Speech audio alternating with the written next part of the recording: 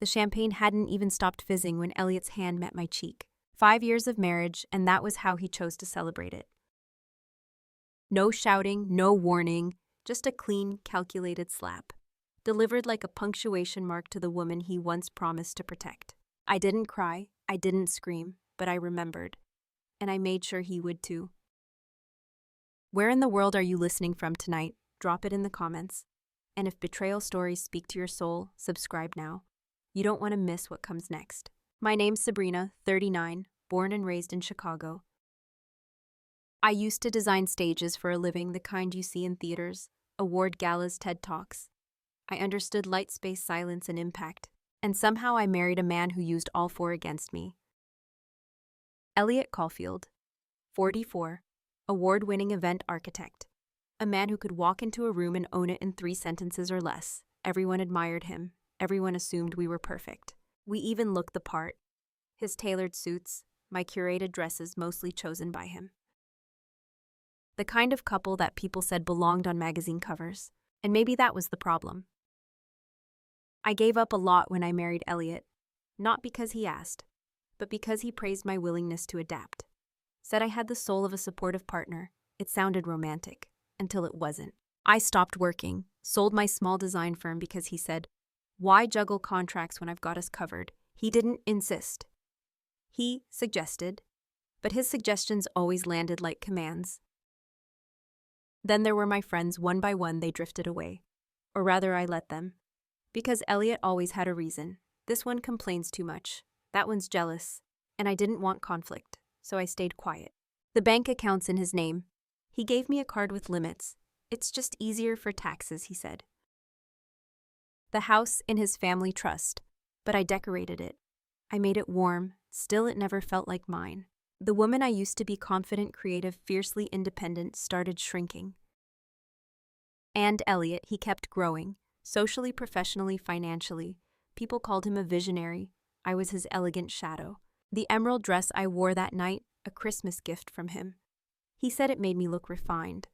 What he meant was silent, pretty, predictable. I looked in the mirror before we left for dinner, wondering when my eyes had lost their spark. But that night, the slap didn't just leave a mark on my face. It woke something I hadn't felt in years. Not rage, not fear, but something colder, sharper, strategic. I didn't scream, didn't storm out. I just looked at him and saw the man behind the mask. That was the moment I realized he hadn't built me. He had been trying to bury me, and he thought I'd let him. But the woman he tried to erase, she wasn't gone. She was just in the wings, waiting for the cue. And this time the stage would be mine. I've replayed that dinner in my head more times than I care to admit. But not for the slap, for everything that led up to it. The restaurant was his choice. La Méridienne, the same place we'd celebrated our wedding 5 years earlier, and the same place he'd once told a journalist felt like home because she made it glow. I remember standing in the mirror that evening, fastening the green earrings he bought me on our first anniversary. He leaned into the doorframe and smiled. "You look lovely, darling," just like I pictured. That sentence used to feel romantic. Now it sounded like a blueprint, as if he'd constructed an image and I was just filling it in. At the restaurant, he ordered for both of us, didn't even glance my way. He picked a Pinot I never liked. The waiter looked to me. I nodded. Reflex. He spent most of the meal talking about himself, his team, his nomination, his schedule. I sat across from him, nodding at intervals like some finely dressed metronome. I was halfway through my halibut when I realized I hadn't said more than 6 words. That wasn't new. That was pattern. Every event we'd ever attended, I played the part of the elegant wife. I knew when to laugh, when to nod, when to leave. He called it teamwork. I called it erasure. I used to think maybe it was just me, too quiet, too hesitant, too uncertain. But now I see it clearly. He trained me into silence. And when I broke script that night, when I said, maybe it's time I went back to work, it wasn't a suggestion. To him, it was a mutiny. He didn't slap me because of the words. He slapped me because I dared to interrupt the perfect narrative he'd built for us for himself. That was the pattern. That was the reveal. It had always been about control, only this time he made a mistake. He let the audience see the director break character. And for once I didn't blink. I remembered the room, who was there, which faces turned away, which ones stared. I wasn't embarrassed, I was awake. And now that I'd seen the script for what it really was, I knew exactly how I'd rewrite the ending. The morning after the slap, he brought me wine. Not flowers, not breakfast, wine. A vintage he'd once told me was too good to open without a reason. Apparently, my humiliation was a reason. He placed the bottle on the counter like a peace offering, still dressed in his silk pajama set, still carrying himself like a man who believed the worst was behind us. I lost my temper, he said, his voice low, composed, as if we were talking about a misfiled tax form. I hate that I hurt you, that's not who I am. Except it was, that's exactly who he was, but only when no one was watching. I didn't say anything, just nodded and turned to fill the kettle. You know I love you, he added, stepping closer, his hand grazing the bruise beneath my cheekbone. You make me better, stronger. He always said that when he was afraid, when his image was on the line. And just like always, he followed it with a gesture, this time a thick white envelope. Inside a new bank card, gold tier, my name embossed, elegant script, still warm from his wallet. I opened a separate account for you, he said. A little freedom, buy something nice, spa days, that pottery class you used to mention. I smiled, even managed a soft thank you. Then I excused myself to the bathroom, closed the door, locked it, and stood there staring at that card. There was no welcome letter, no routing number, no mention of which bank, no app access. Just the card, a symbol. Not of love, but of containment. It wasn't freedom, it was silence money, control in metallic finish. And something in my stomach turned, because I remembered last spring when my old card stopped working. He said it was fraud-related, that we'd cancel it for safety. I'd accepted it, because Elliot always had a reason, always made me feel unreasonable for asking more. But now I wanted answers, not just about that card, but about everything he'd locked behind his perfectly rehearsed smile. And this time I wouldn't be asking. I'd be watching, collecting, counting every transaction. He thought he was buying my silence, but all he did was fund his own exposure. It started with a printer jam.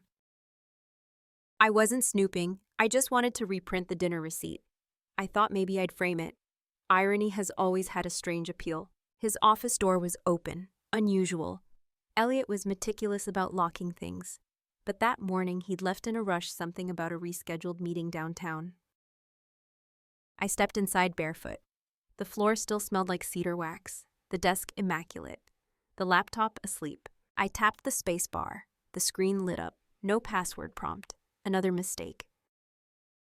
I told myself I'd only grab the receipt file, just that.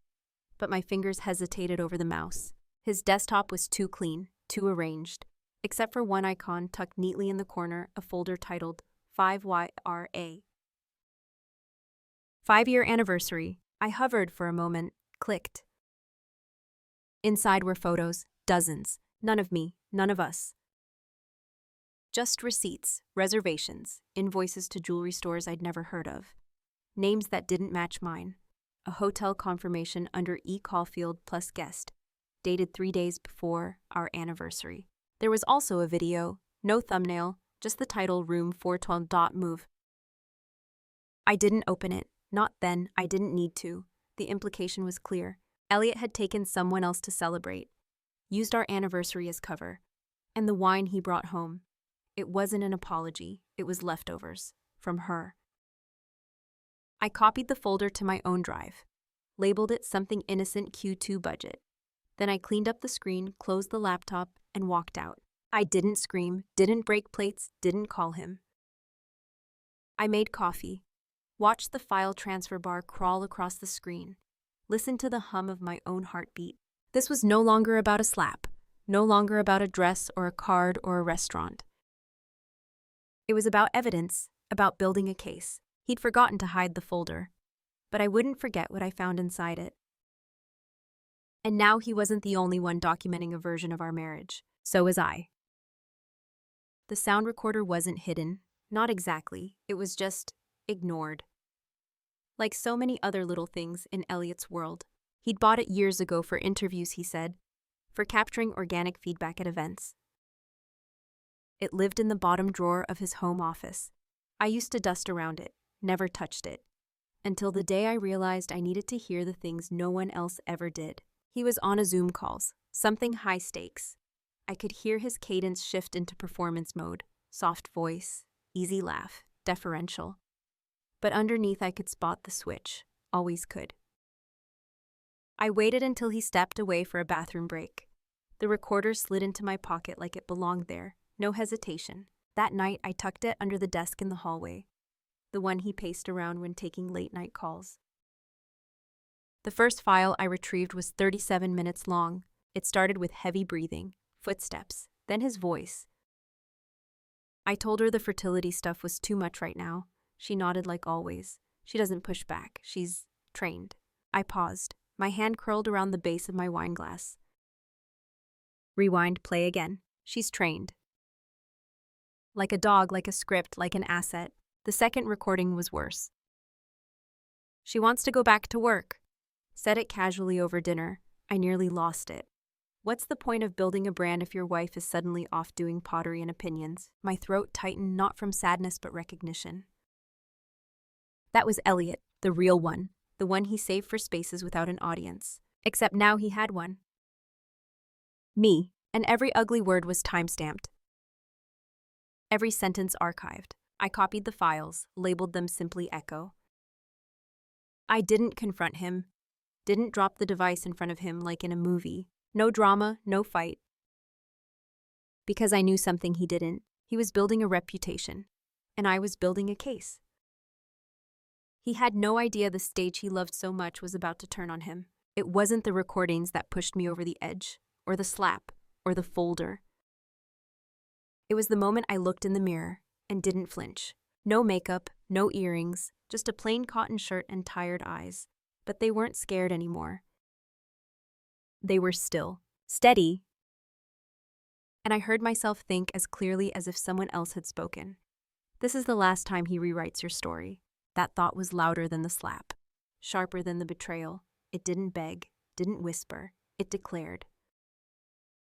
For 5 years, I kept thinking we could fix it if I just softened, just adjusted, just stayed quiet a little longer. But there in that mirror with a flash drive full of files and a bruise that hadn't yet faded, I realized I wasn't trying to save the marriage.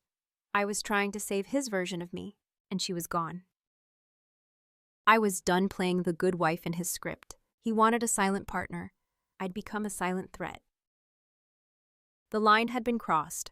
There was no turning back. And the woman staring back at me, she didn't blink. She didn't cry. She just whispered, "Acted good." The moment I saw the invite, I knew where it would happen. Elliot was being honored at the Midwest Marketing Council Gala, a black-tie dinner, 400 attendees, executives, donors, media, a room full of reputations. He emailed the RSVP to both of us. Sabrina, you'll shine beside me. Can't wait. Polite, charming, disgustingly calculated. He needed me there to complete the illusion. The elegant wife, loyal and glowing. Perfect. I booked a hair appointment, found a black dress, not emerald, not soft, not flattering. It was structured, severe, mine.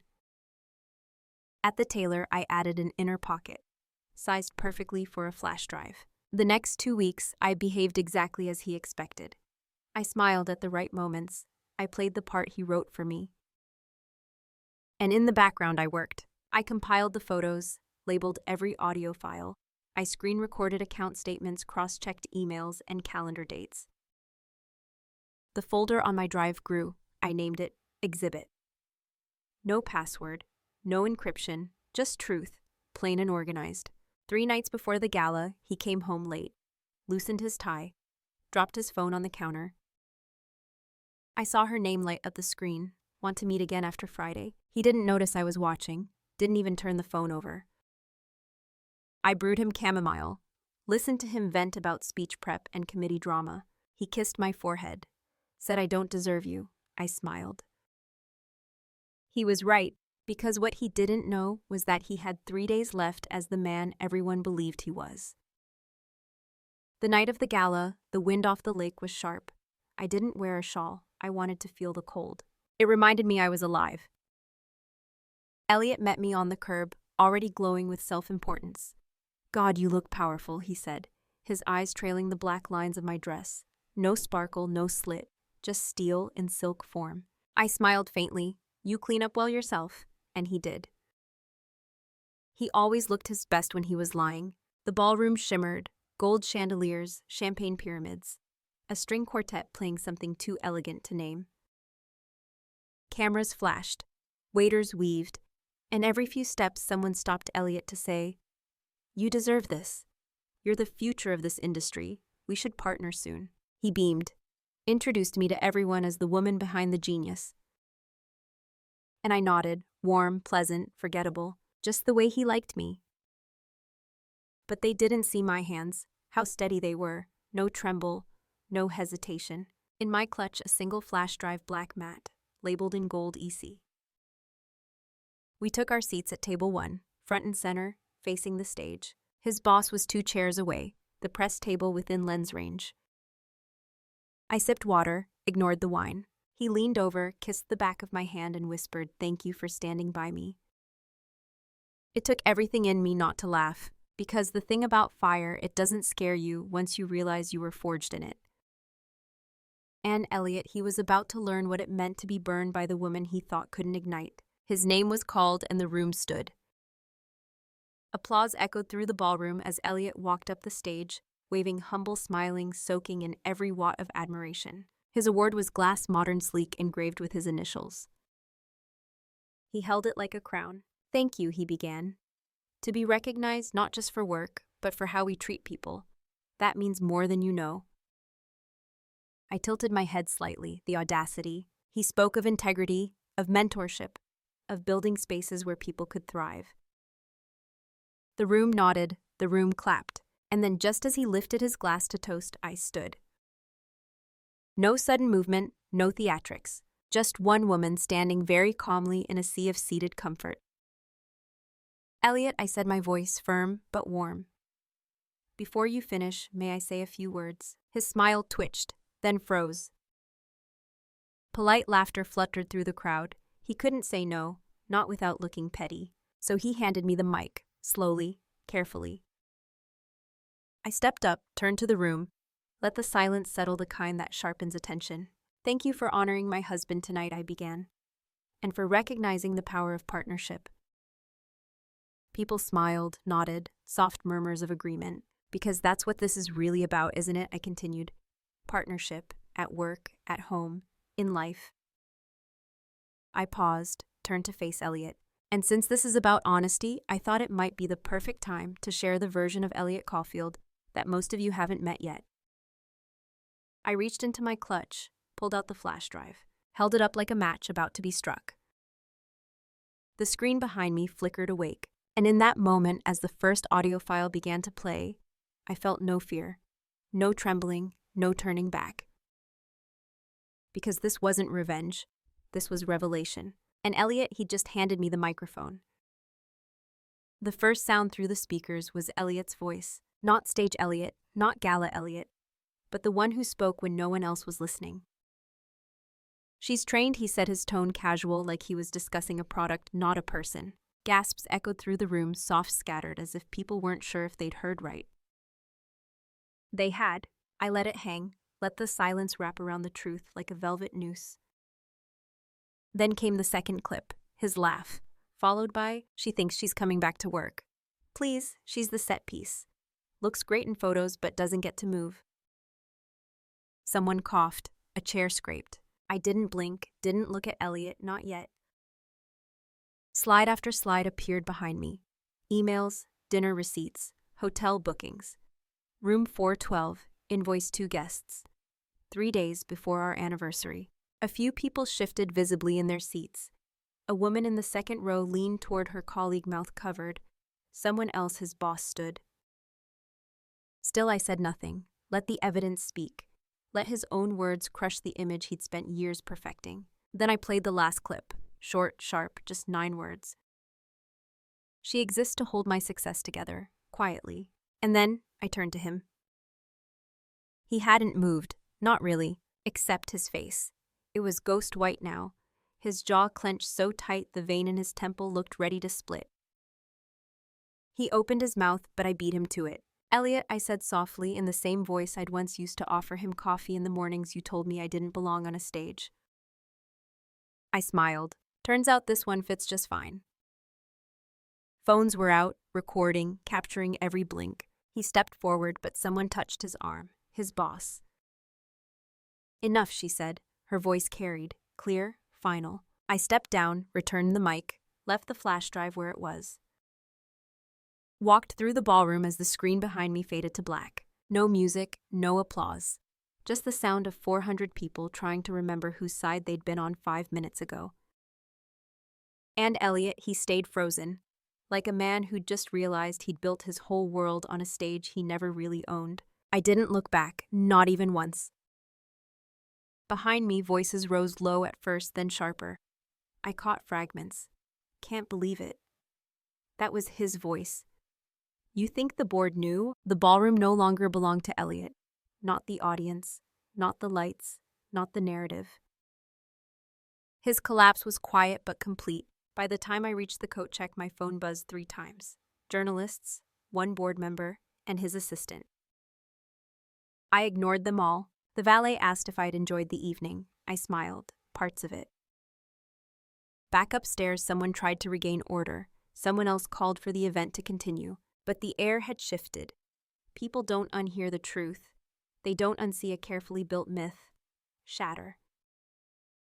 I later heard that Elliot left through the service entrance, escorted by security, his award still on the table. Within 12 hours, his name was trending. Not for the award, not for the gala, but for the voice, for the words, screenshots, audio files, comment threads full of "wow," "about time," and "reminds me of my ex." The company released a statement by noon, pending internal review. "Mr. Caulfield has been placed on administrative leave." I didn't gloat, didn't post, didn't celebrate. I just sat by the window watching the snow gather on the railings outside. A new layer, covering everything. The city felt quiet that morning, unusually still. And maybe that was what justice sounds like. Not applause, not revenge, just a silence so complete you finally hear yourself again. And for the first time in years, I liked the sound. 6 weeks later, a letter came from Elliot's attorney. It was short, sterile, unapologetic. He was requesting a discreet and amicable separation. No mention of the gala, no reference to what had already gone viral. Just the kind of detachment you'd expect from a man trying to salvage what little was left of his image. I didn't reply, my lawyer did. I took my time packing, no rush, no rage, only decisions. The emerald dress gone. So were the champagne flutes. And every anniversary photo where I looked like a well-framed prop. I kept one thing, the USB, tucked inside a small velvet box next to the first business card I ever designed. I moved into a 1-bedroom apartment on the north side. Smaller, quieter, mine. I started freelancing again. Not for big events, not yet. But for women-owned startups. People building something real, not just something polished. Sometimes I catch my reflection in cafe windows. No heels, no curated smile, just me, and I think this is the face that never made it into his speeches. But it's the one that made the exit. People still ask, was it worth it? Did you do it for revenge? No, I did it because silence is a slow death. Because being erased one decision at a time is still erasure. And because sometimes when they try to make you small, you get one shot to remind them exactly who you were before you disappeared. So I took it, and I walked off that stage without ever raising my voice. Because I didn't need to. He gave me the mic. I gave him something to remember.